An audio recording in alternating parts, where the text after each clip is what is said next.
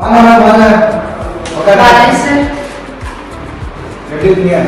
அதை ஏன் கேட்குறீங்க? ஒரு ஃபேக்டரி ஒன்று ரன் பண்றேன். அதுல வர வருமானத்தை விட கரண்ட் பில் செலவு தான் அதிகமா இருக்கு. என்ன பண்றதுன்னே தெரியல. நீங்க பாருங்க. அட இதான் பிரச்சனையா? இது சொல்யூஷன் தான் மீட்டிங் இருக்கு. இதுக்கு சொல்யூஷன் இருக்கா? ஆமாங்க.